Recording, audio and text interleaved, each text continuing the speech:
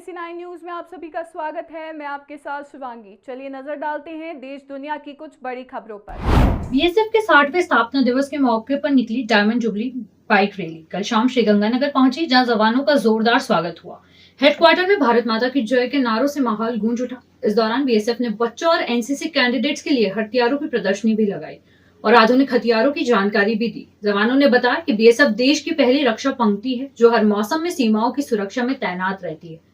Rally का समापन भुज में होगा। उदयपुर ने एक बार फिर बढ़ाया भारत का मान। झीलों की नगरी को कॉन्डे नास्ट ट्रैवलर ने 2026 के लिए दुनिया के सबसे खूबसूरत ट्रैवल डेस्टिनेशन की सूची में शामिल किया है और भारत से जगह पाने वाला यह अकेला शहर है। संस्कृति, इतिहास और झीलों की खूबसूरती ने दिलाया यह सम्मान।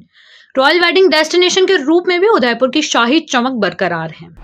राजस्थान के अंता उपचुनाव में एक अनोखा विरोध देखने को मिला। सीमली पंचायत के साखली गांव में लोगों ने विकास कार्य न होने से नाराज होकर मतदान का बहिष्कार किया।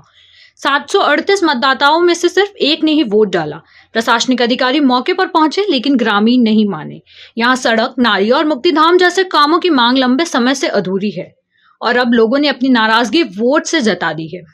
ऊर्जा मंत्री हीरालाल नागर ने जल संसाधन विभाग के इंजीनियरों को नकारा बताते हुए विभाग पर गंभीर आरोप लगाए हैं। रात्रि चौपाल के दौरान मंत्री ने कहा कि विभाग के सभी निर्माण कार्य घटिया गुणवत्ता के हैं। उन्होंने मौके पर ही चीफ इंजीनियर को फोन कर 2 साल के कामों की जांच के निर्देश दिए। साथ ही जल संसाधन मंत्री सुरेश रावत से भी पूरे प्रकरण पर कार्रवाई की मांग की है। राजस्थान में नगर निगमों के एकीकरण पर सियासत गरमाई हुई है। यूडीएच मंत्री जाबर सिंह खर्रा ने कांग्रेस पर पलटवार करते हुए कहा कि पिछली सरकार ने सिर्फ राजनीतिक लाभ के लिए निगमों को तोड़ा है। जोधपुर, जयपुर और कोटा में 2-2 नगर निगम बनाना औचित्यहीन फैसला था। मंत्री खर्रा ने आगे कहा कि भाजपा सरकार के सुशासन में कांग्रेस बौखलाई है और अब जनता को बरगलाने की कोशिश कर रही है, लेकिन यह फैसला कभी सफल नहीं होगा। उदयपुर आए पूर्व मुख्यमंत्री अशोक गहलोत ने मंगलवार देर रात सर्किट हाउस में मीडिया से बातचीत की। उन्होंने मुख्य सचिव सुधांश पंत के दिल्ली में अचानक प्रतिनियुक्ति पर चिंता जताई। उन्होंने कहा कि मुख्य सचिव की स्थिति मुख्यमंत्री जैसी न हो जाए। गहलोत ने वसुंधरा राज्य को योग्य बताते हुए सवाल उठाया कि उन्हें क्यों घर बैठा दिया गया है। साथ ही बीजेपी पर आरोप लगाए कि वह कार्यक्रमों को सिर्फ इवेंट की तरह चला रहे हैं और जनता का पैसा खर्च कर रहे हैं। उन्होंने दिल्ली ब्लास्ट और राज्य में हादसों की तह तक जांच की जरूरत पर भी जोर दिया है। बीकानेर बांद्रा ट्रेन में हड़कंप मच गया। देशनोक स्टेशन पर ट्रेन के 5 एसी कोच के नीचे ब्रेक शू में आग लग गई, जिससे धुआं उठने पर यात्री सामान लेकर नीचे उतर गए। रेल कर्मियों ने गाड़ी में रखी अग्निशमन सिलेंडर से समय रहते आग बुझाई। जानकारी के अनुसार ट्रेन करीब 15 मिनट तक रुकी रही, फिर सुरक्षित रवाना हुई। यात्रियों को कोई नुकसान नहीं पहुंचा और अब स्थिति सामान्य है। राजस्थान में सत्ता, संगठन और प्रशासन के शीर्ष स्तर पर बड़े बदलाव की तैयारी लगभग पूरी हो चुकी है। अंता विधानसभा उपचुनाव के नतीजे के बाद इन बदलावों को अंतिम रूप दिया जाना तय माना जा रहा है। एक तरफ मुख्य सचिव सुधांश पंत के दिल्ली ट्रांसफर आदेश ने नए प्रशासनिक मुखिया की तलाश शुरू कर दी है। वहीं दूसरी तरफ मुख्यमंत्री भजनलाल शर्मा की टीम में मंत्रिमंडल विस्तार या फेरबदल की अटकलें तेज हो चुकी है।